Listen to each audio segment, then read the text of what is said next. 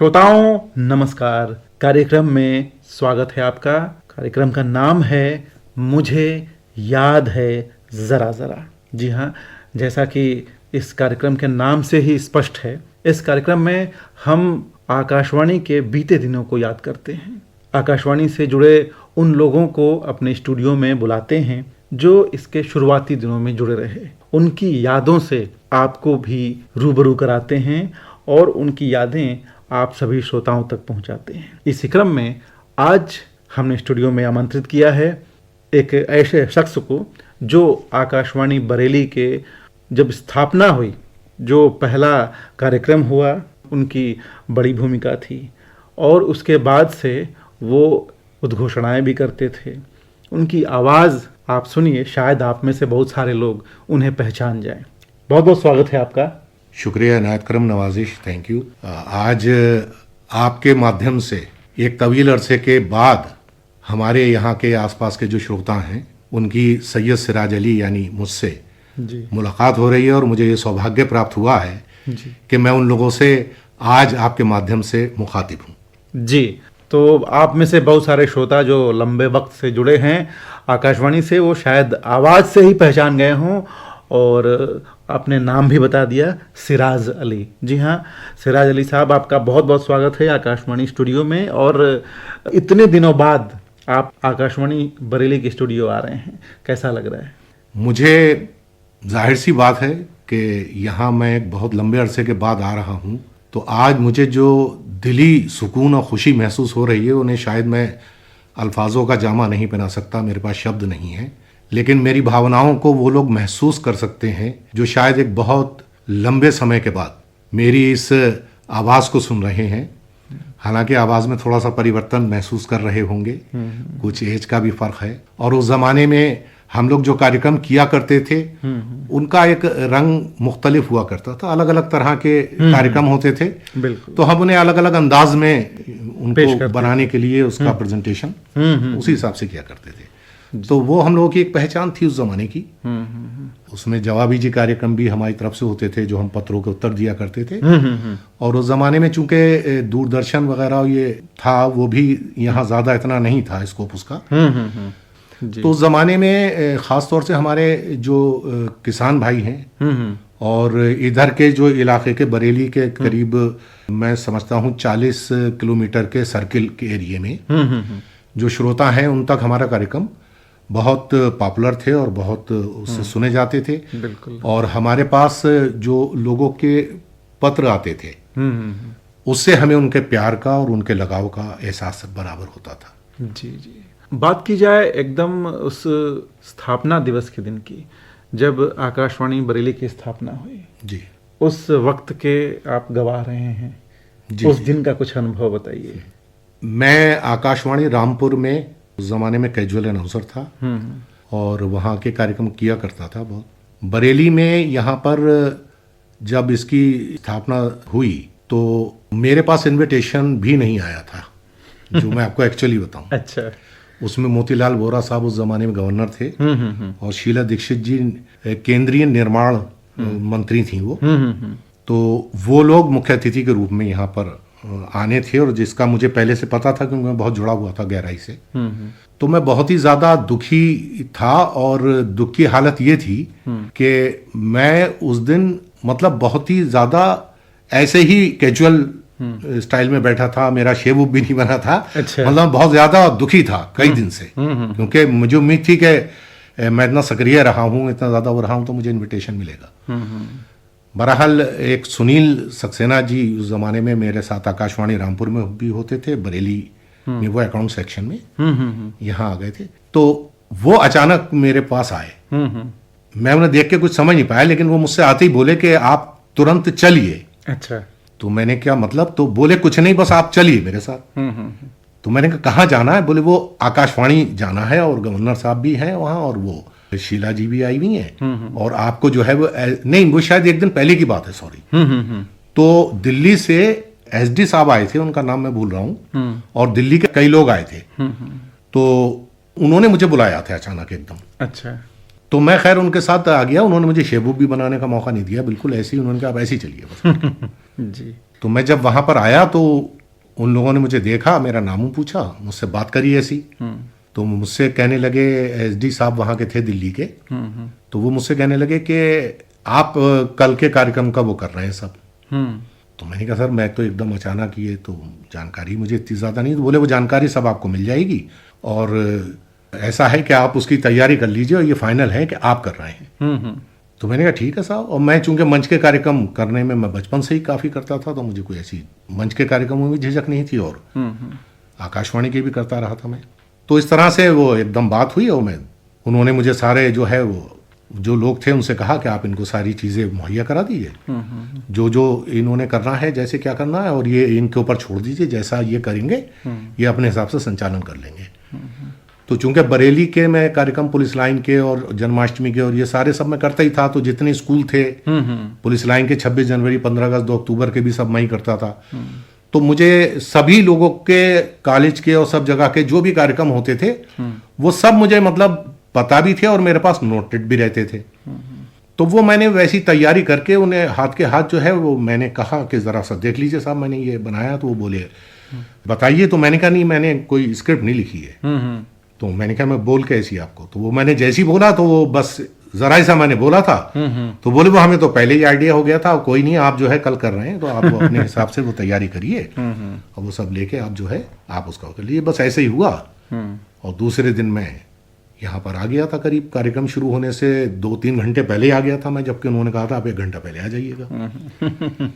और बस यहाँ पर फिर आने के बाद ही मैंने उन लोगों से थोड़ी सी बातचीत करी और कुछ कलाकार थे यहाँ पर, तो वो ज़्यादातर बरेली के ही कलाकार थे, उनका सबका तो मैं वैसे भी अनाउंसमेंट करता रहता था। वो मैंने तुरंत ही सब तैयार कर लिया और फिर प्रोग्राम का संचालन किया। वो पहला, उसी के संचालन के बाद ही जो है तो वो दिल्ली के एसडी साहब और वो सारा स्टाफ जो थे वो आए हुए थे।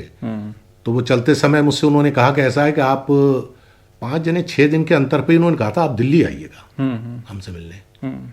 तो फिर मैं दिल्ली गया था और उन्होंने मुझसे वहाँ पर मुलाकात करने के बाद उन्होंने कहा कि आप यहाँ आ सकते हैं। तो मैंने कहा आ जाऊँगा। तो वहाँ उस ज़माने में आकाशवाणी रामपुर में मैंने ज्वाला प्रसाद जी के साथ काम किया था, मोहम्मद अली मौज साहब के साथ काम किया था, राजन जी थे, कई लोग थे। तो वो वहाँ पर पहुँच गए थे, जुबैर रिजवी साहब थे, वो स्पोर्ट्स के एसडी हो गए थे तब वहाँ पर, यहाँ हमारे एसडी रहे थे रामपुर में। तो वहाँ मुझे पता भी नहीं था वो सब लोग वहाँ पर थे। मैं जब पहुँचा तो वहाँ मुझे ज्वाला प्रसाद जी का पता लगा था, मौज भाई का, तो मैं उन लोगों से मिलने तो स्पेशली पहुँचा था। तो उन लोगों को जब पता लगा तो वो तो बहुत खुश हुए। फिर तो वो वहाँ सबसे ही उन्होंने मेरे बारे में बात की और बताया। तो वहाँ मैंने काफ़ी टाइम, फिर उन्होंने कागज भी मेरे सब वहाँ ट्रांसफ़र करा लिए और फिर कई साल मैंने वहाँ पर काम किया। अच्छा। यहाँ आकाशवाणी बरेली में पहली ड्यूटी कब की आपने और क्या अनुभव थे, क्या यादें हैं वहाँ की? यहाँ पर आकाशवाणी के लिए जो मैंने बताया था कि मेरे पास एकदम खबर आई थी, तो मैंने संचालन करा था यहाँ। और उसके बाद मेरे ख्याल में सुधांशु जी उस जमाने में थे, तो वो रामपुर से आए थे यहाँ इसका शुरू करने। जी। और वो आए थे यहाँ पर शायद काफ़ी टाइम के लिए उनको भेजा गया था।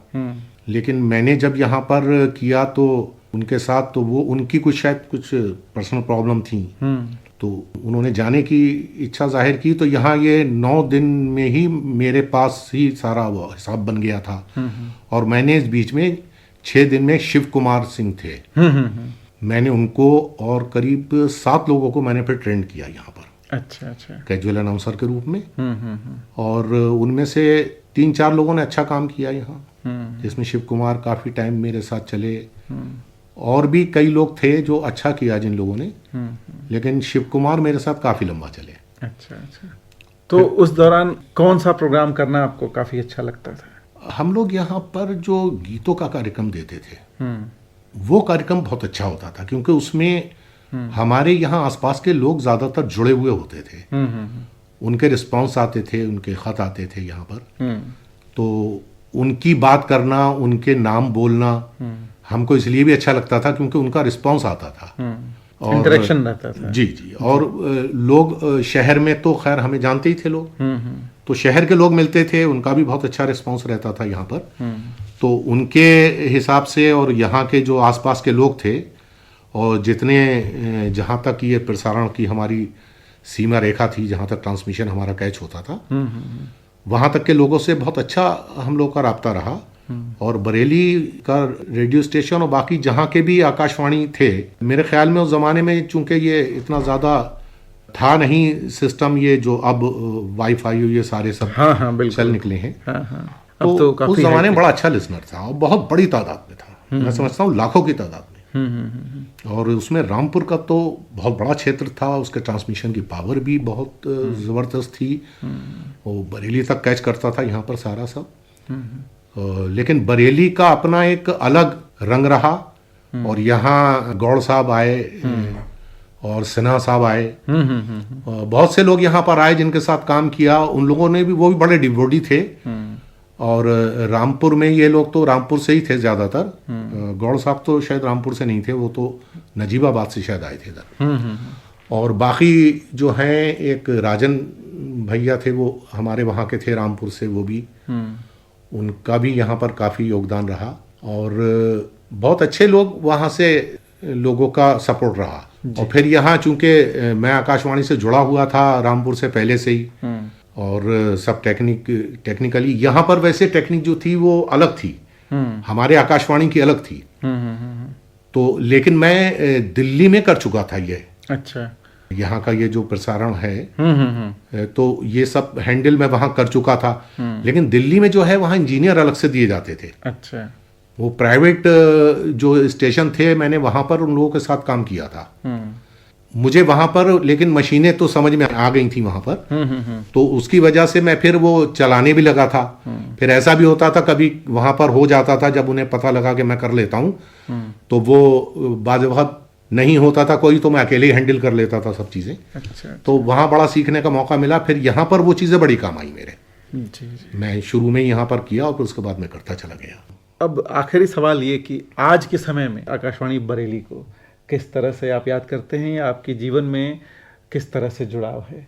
आकाशवाणी की तो यादें यहाँ की मेरे साथ इस समय तो एट प्रेजेंट अगर आप कह रहे हैं तो मैं आपके साथ बैठा हूँ तो इसकी यादें हैं। आजकल इसी को याद कर रहा हूँ। आपका जीवन चल रहा है। मैं बिल्कुल भी भूल गया था, मैं आपसे झूठ नहीं बोलूंगा क्योंकि अब लाइफ मेरी दूसरी तरफ गई। मैं इंटरनेशनल फेस्टिवल कराया, मैंने बहुत कराए यहाँ पर मैंने। अब ये कोरोना के बाद से थोड़ा खत्म हुआ तो मैं कलाकारी में अब मतलब मंच मैंने बनाए और लोगों को आकाशवाणी में, जैसे कि मेरी रामपुर में आज भी, दिल्ली में भी मेरी आज भी बहुत अच्छे लोगों से, तो मेरी उन लोगों से, सब लोगों से है। तो मैं जो अच्छा टैलेंट मुझे दिखता है तो मैं उसके बारे में उन लोगों को चुपचाप बता देता हूँ कि इस बंदे को आप प्रमोट कर दो। तो उस बंदे को चुपचाप भेज देता हूँ कि आप वहाँ जाओ। बताता नहीं हूँ कि मैंने उस बंदे से आपकी दवा, क्योंकि लोग गले पड़ जाते हैं फिर। तो वो लोग समझ जाते हैं कि ये बंदा आया है और ये है वो जिसके बारे में कहा, तो वो अपने हिसाब से स्तर से उसको देखते हैं, पुश करते हैं। तो कला का अगर किसी के पास थोड़ा सा टैलेंट है और आप उसको अगर सही रास्ता पे डाल देते हैं तो अब तो शायद मुझे लगता है मेरा ये अच्छा काम रह गया है अब कि मैं अपने कॉन्टेक्ट से लोगों को फ़ायदा जितना पहुंचा सकता हूं उतना पहुंचाऊंगा। बिल्कुल। और यही उम्मीद भी है, हम चाहेंगे कि आप अपने अनुभवों से सभी लोगों को उपकृत करें, या कहें सही मार्ग दिखाएं, मार्गदर्शन करें सभी का, ताकि जो भी प्रतिभाएं हैं वो भी अपना मुकाम बना सकें। आपने आकाशवाणी से जुड़े इतनी महत्वपूर्ण यादें हमसे साझा की, और आप सबसे महत्वपूर्ण तो ये है कि आपने समय निकाला और आकाशवाणी के स्टूडियो में आए। इसके लिए आपका बहुत बहुत धन्यवाद। आपका भी बहुत धन्यवाद, लेकिन मैं इसका धन्यवाद ख़ास तौर से करूँगा जी कि आप इतनी मेरी बात से समझ गए होंगे कि मेरी आत्मा का एक हिस्सा है आकाशवाणी। बिल्कुल। मैंने एक बहुत गोल्डन पीरियड अपनी ज़िंदगी का दिया है इसको, और इसने मुझे दिया है। तो मैं आज बहुत ही गौरव महसूस कर रहा हूँ, अपने आप को गौरवान्वित, और कोई अंदाज़ा नहीं है मुझे आज मुझे कितनी खुशी है जी। अगर मैं अपने मतलब बस जी। काफ़ी भावुक हो चुके हैं सिराज अली साहब, क्योंकि है भी जिनकी आत्मा से जुड़ा हुआ है आकाशवाणी, वो पल, ये पल वाकई भावुक कर देने वाला है। और हम उम्मीद करते हैं कि इसी तरह आपका मार्गदर्शन हमें मिलता रहेगा, सभी लोगों को मिलता रहेगा आपके अनुभव से, और सभी लोग उसका लाभ उठाएंगे। और हम उम्मीद करते हैं कि जो लोग हमें सुन रहे हैं वो सिराज अली साहब के जो अनुभव हैं उसको सुनकर उन्हें भी आकाशवाणी के उन बीते दिनों की याद आई होगी। आपका बहुत बहुत धन्यवाद आकाशवाणी स्टूडियो में आने के लिए सर। शुक्रिया जी, नमस्कार। नमस्कार।